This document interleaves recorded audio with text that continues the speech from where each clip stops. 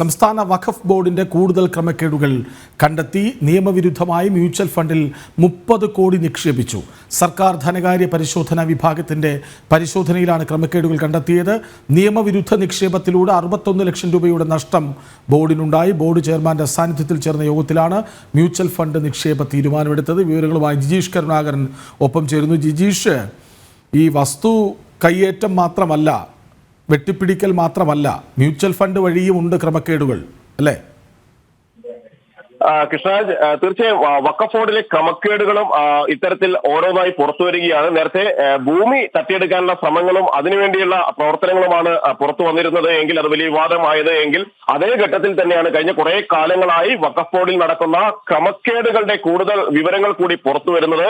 ഇപ്പോൾ പുറത്തു വന്നിട്ടുള്ള ഈ ധനകാര്യ വിഭാഗത്തിന്റെ ഓഡിറ്റ് പരിശോധന റിപ്പോർട്ട് തന്നെ വ്യക്തമാക്കുന്നത് വലിയ തോതിലുള്ള ഒരു ക്രമക്കേട് ഈ മ്യൂച്വൽ ഫണ്ടിന്റെ പേരിൽ വഖഫ് ബോർഡിലെ ഏതാനും ചേർന്ന് നടത്തിയിട്ടുണ്ട് എന്നാണ്. 61,18,757 ലക്ഷം രൂപയാണ് മ്യൂച്വൽ ഫണ്ട് നിക്ഷേപത്തിലൂടെ വഖഫ് ബോർഡിലെ നഷ്ടമുണ്ടായത്. 30 കോടിയോളം രൂപ ഇത്തരത്തിൽ മ്യൂച്വൽ ഫണ്ടിൽ നിക്ഷേപിച്ചു. സാധാരണ നിലയിൽ മറ്റ് സ്റ്റേറ്റ് ബാങ്ക് ഓഫ് ഇന്ത്യയിലോ അല്ലെങ്കിൽ ഗ്രാമീൺ ബാങ്കിലോ ആണ് നിക്ഷേപങ്ങൾ വഖഫ് ബോർഡിന്റേതായി നടത്താറുള്ളത്.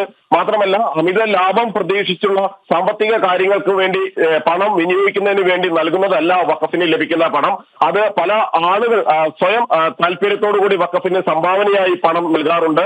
ഒപ്പം തന്നെ സർക്കാർ നൽകുന്ന ഫണ്ടുണ്ട്. അങ്ങനെ അതെല്ലാം ചേർത്തുകൊണ്ട് വഖഫ് സ്ഥാപനങ്ങളിലെ 7% വാർഷിക വരുമാനത്തിൽ നിന്ന് പിരിച്ചെടുത്തത്, ഒപ്പം തന്നെ ഈ സദുദ്ദേശത്തോടെ വഖഫ് ബോർഡിന് പലരും കൈമാറിയത്, സർക്കാർ ധനസഹായം, ഇങ്ങനെയെല്ലാം ലഭിക്കുന്ന പണമാണ് ഇതിൽ നിന്ന് ലഭിക്കുന്ന കമ്മീഷൻ പ്രതീക്ഷിച്ചുകൊണ്ട് ഇത്തരത്തിൽ മ്യൂച്വൽ ഫണ്ടിലേക്ക് നിക്ഷേപിക്കുന്നത്. ഈ മ്യൂച്വൽ ഫണ്ടിലേക്ക് നിക്ഷേപിക്കുമ്പോൾ അതിന്റെ ഒരു 4% കമ്മീഷനായി ഇതിന് വേണ്ടി മുൻകൈ എടുക്കുന്ന ആളുകൾക്ക് ലഭിക്കുന്നുണ്ട് എന്ന കാര്യമാണ് പ്രധാനമായും വഖഫ് സംരക്ഷണ സമിതി.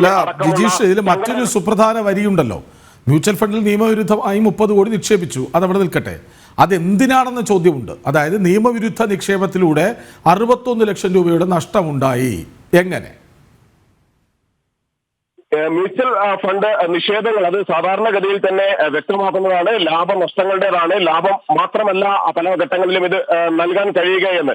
എന്നാൽ ഈ മ്യൂച്വൽ ഫണ്ട് നിക്ഷേപത്തിൽ പൂർണ്ണമായും വിശ്വസിച്ചുകൊണ്ടാണ് വലിയ ഒരു തുക അധിക ലാഭം ലഭിക്കുമെന്നോർത്ത് ഇവർ ഇത്തരത്തിൽ നിക്ഷേപിക്കുന്നത്. അങ്ങനെ അതിൽ മ്യൂച്വൽ ഫണ്ടിൽ നഷ്ടമുണ്ടാകുന്നു. മ്യൂച്വൽ ഫണ്ടിലിട്ട പണം താഴേക്ക് പോകുന്നു. അങ്ങനെയാണ് ഈ 61 ലക്ഷം രൂപയുടെ നഷ്ടം നിലവിൽ കണക്കാക്കിയിരിക്കുന്നത്. മാത്രമല്ല, മറ്റു ഇപ്പോൾ നിക്ഷേപമായി ഇട്ടിരിക്കുന്ന മറ്റു തുക പോലും പൂർണ്ണമായും തന്നെയോ അല്ലെങ്കിൽ അതിന്റെ വലിയൊരു ശതമാനമോ നഷ്ടപ്പെടുന്ന രീതിയിലേക്ക് മ്യൂച്വൽ ഫണ്ടിൽ ഇങ്ങനെ പണം ഇറക്കിക്കൊണ്ട് കളിക്കുന്ന രീതിയിൽ, അല്ലെങ്കിൽ പണമിറക്കി സാമ്പത്തിക ലാഭം മാത്രം പ്രതീക്ഷിച്ചുകൊണ്ട് നഷ്ടമുണ്ടാകുന്നത് പോലും കണക്കാക്കാതെ ആ നഷ്ടം ഉണ്ടാകുന്നുണ്ടെങ്കിൽ ഉണ്ടായിക്കോട്ടെ എന്ന് ചിന്തിച്ചുകൊണ്ട് പണം നിക്ഷേപിക്കുന്ന ഒരു തലത്തിലേക്ക് വഖഫ് ബോർഡ് മാറുന്നു. സ്വാഭാവികമായും വഖഫ് ബോർഡ് രൂപീകരിക്കുമ്പോൾ അടക്കം ചില നിബന്ധനകൾ ഉണ്ടായിരുന്നു. ഒപ്പം തന്നെ അതിന് ചില ലക്ഷ്യങ്ങൾ ഉണ്ടായിരുന്നു. ആ വഖഫ് സ്വത്തുക്കളുടെ സംരക്ഷണം, അതിന്റെ പരിചരണം അടക്കമുള്ള നടപടികളായിരുന്നു പ്രധാനമായും മുന്നോട്ട് വെച്ചിരുന്നത് എങ്കിൽ അതിൽ വ്യതിചലിച്ചുകൊണ്ടാണ് ഇത്തരത്തിലുള്ള സാമ്പത്തിക ലാഭങ്ങൾക്ക് വേണ്ടിയുള്ള പ്രവർത്തനങ്ങൾ നടത്തുന്നത്.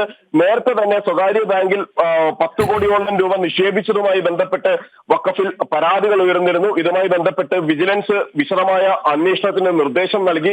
അതുമായി ബന്ധപ്പെട്ട് ഹൈക്കോടതിയിൽ കേസ് നടപടികൾ തുടരുന്ന അതേ ഘട്ടത്തിൽ തന്നെയാണ് ഇത്തരത്തിൽ മ്യൂച്വൽ ഫണ്ട് നിക്ഷേപത്തിൽ കൂടി പണം നിക്ഷേപിച്ചുകൊണ്ട് വഖഫ് ബോർഡ് നടത്തിയിട്ടുള്ള തിരിമറികളുടെയും ക്രമക്കേടുകളുടെയും എല്ലാം തന്നെ വിവരങ്ങൾ പുറത്തു വരുന്നത്. ചെയർമാന്റെ അസാന്നിധ്യത്തിൽ ചേർന്ന യോഗത്തിലാണ് ഇത്തരത്തിലുള്ള ഒരു തീരുമാനം എടുത്തിട്ടുള്ളത്. ചെയർമാന്റെ അസാന്നിധ്യത്തിൽ ചേർന്ന ഏതാനും ആളുകൾ, ആ ഡയറക്ടർ ബോർഡിലെ ആളുകൾ മാത്രമാണ് ഈ ഒരു തീരുമാനം എടുക്കുന്നതിന് പിന്നിൽ പ്രവർത്തിച്ചത് എന്ന കാര്യവും ഇവിടെ കൃത്യമായി തന്നെ ചൂണ്ടിക്കാണിക്കുന്നു. അങ്ങനെ ക്രമക്കേട് നടത്തുക, സ്വന്തം താല്പര്യങ്ങൾ കമ്മീഷൻ അതിലൂടെ ലഭ്യമാക്കുക, നേടിയെടുക്കുക എന്നത് മാത്രമാണ്. അതായത് ഈ സാധാരണ ക്രമക്കേടുകൾ ഒരുമിച്ചാണ്, ഇത് മറ്റുള്ളവരെ മറച്ചു പിടിച്ചുള്ള ക്രമക്കേടാണ് കമ്മീഷൻ.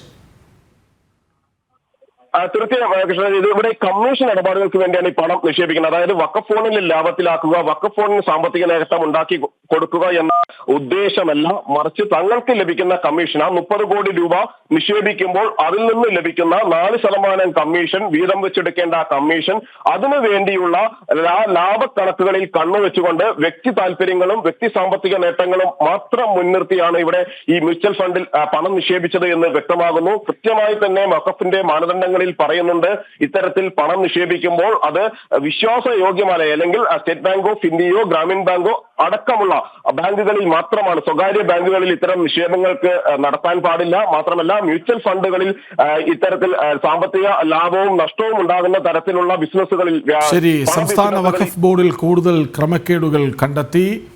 ഇത്തവണ വ്യക്തിപരമായ നേട്ടങ്ങൾക്ക് വേണ്ടിയാണെന്ന് വ്യക്തമാകുന്നു. കമ്മീഷനാണ് ലക്ഷ്യം. നിയമവിരുദ്ധമായി മ്യൂച്വൽ ഫണ്ടിൽ 30 കോടി നിക്ഷേപിച്ചുവെന്ന് കണ്ടെത്തുന്നു. വിവരങ്ങൾ നൽകുകയായിരുന്നു ജിജീഷ് കരുണാകരൻ.